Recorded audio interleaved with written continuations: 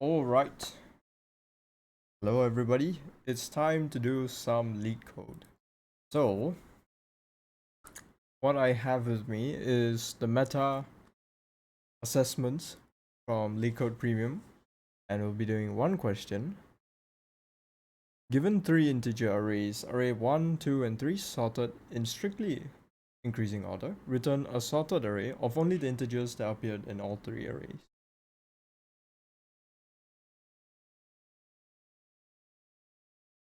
Okay, so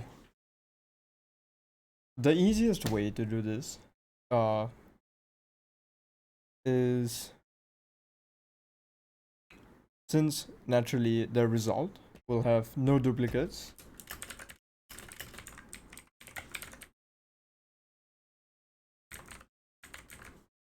and the result has no duplicates, and then if we also look in some other properties, it appears in all three arrays. So the easiest way to go about this is to put everything into a set and then sort the set as a list.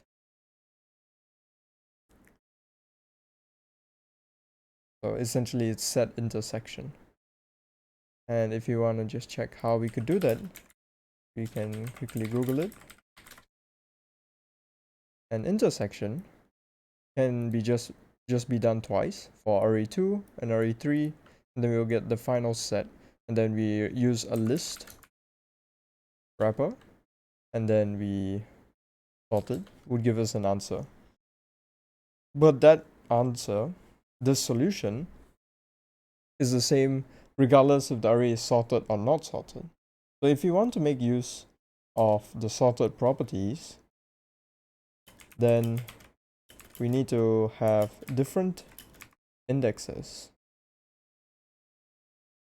to keep track of the position in across the three arrays, and at the same time we also need to be aware that the different arrays have different sizes.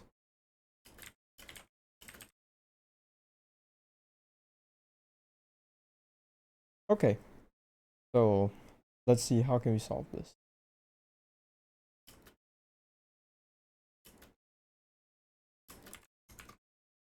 So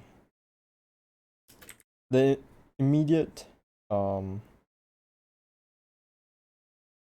iteration that I can think of is we check for an array if it is appearing in each or rather while the pointer for the array, so L1, 2, and 3, is lower than the length of an array, we will iterate for it. And once it exceeds, in which case we can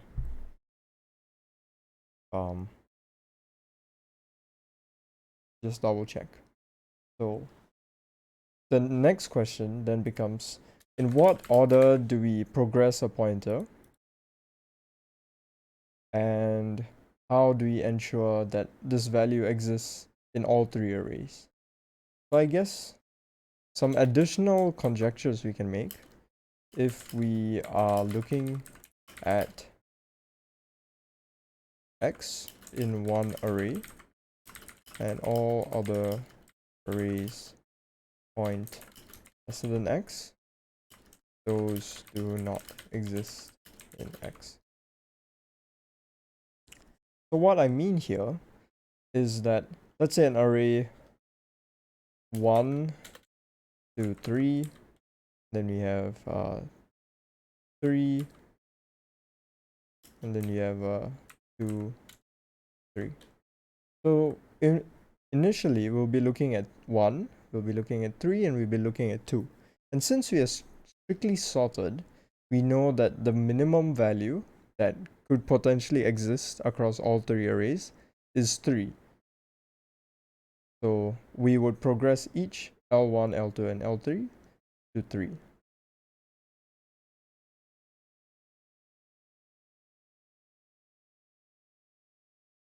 Yep. So that's a very rough approach. Let me give this a think.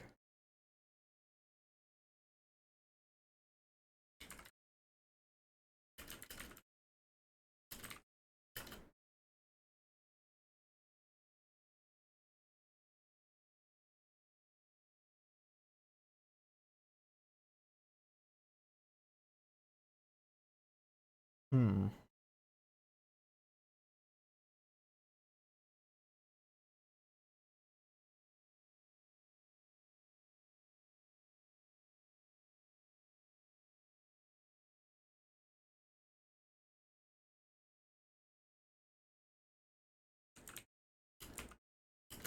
So first they need to be within bounds. While L1 lesser than R1.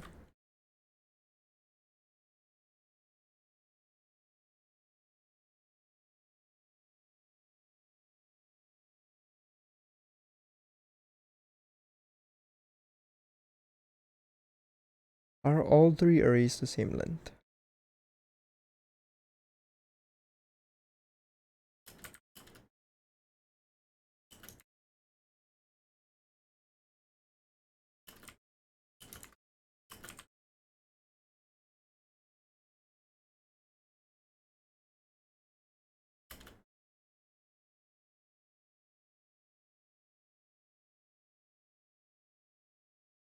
Okay, so now I am looking for the current value that I can possibly match on.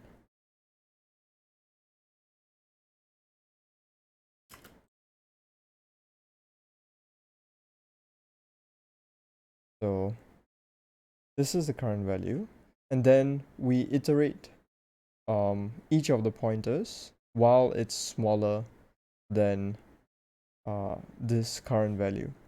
While L1 then car L1 plus equals 1. So we iterate this.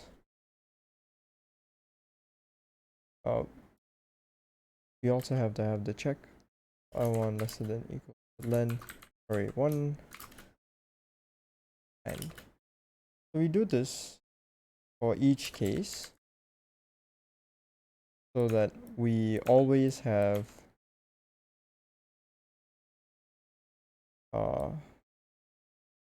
values that are current or more.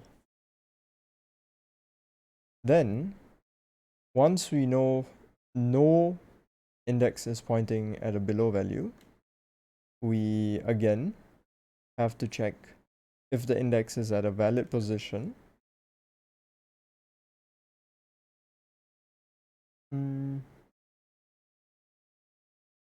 And to do that, it's actually quite straightforward, because the moment any pointer is out of bounds, we can break because it doesn't have any more values. So we can have the return statement as return result. And if, again, for these conditions, and the reason I do it here again is because it has to be lesser. That was an error. And then this can be greater than or equal.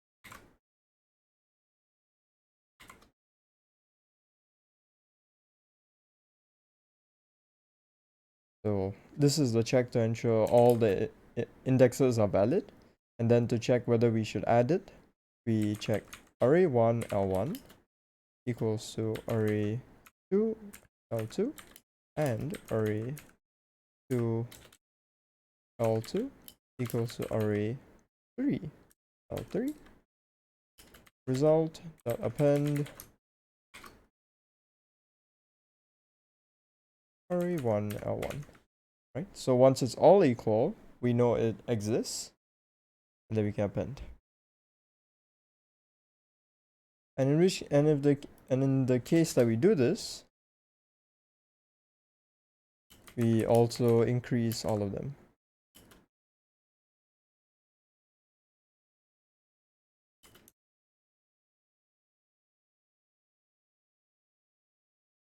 Okay, so let's run and see if this works.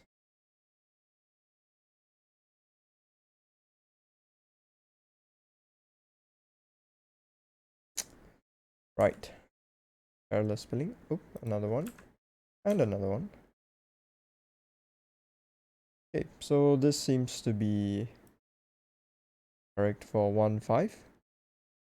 And then in this case, we actually exceed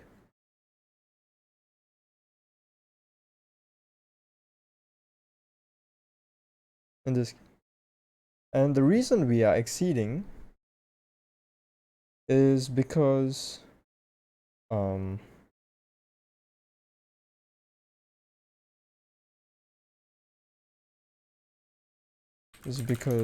I would assume we aren't handling the empty case properly. So we can print L1, L2, L3,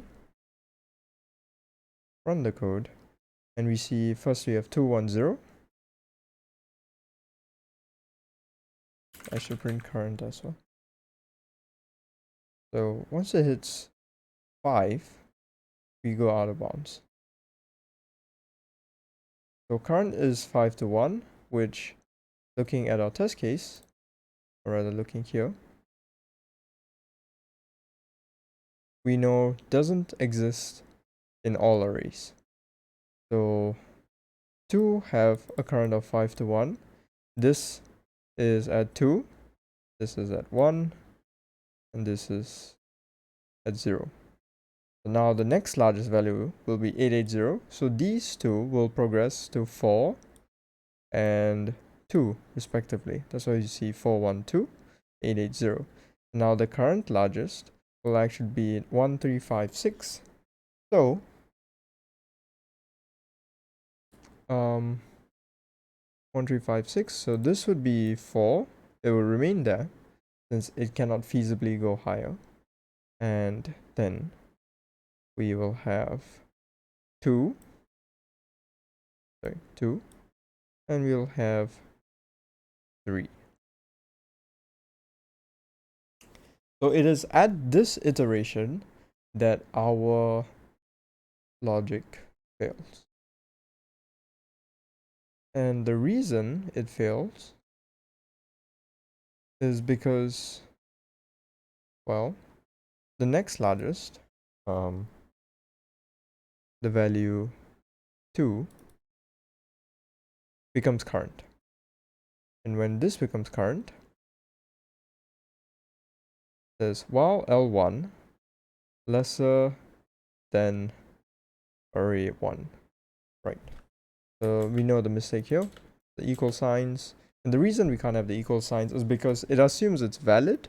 So it checks for array 1 position 5, what's the current value? And 5 is out of index. If we run this again, array 1, array 2.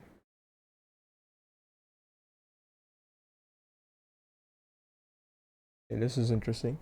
Oh, right. Another mistake here. It should be OR, because only one of them needs to be invalid for them all to be invalid. Okay, so now I can submit this.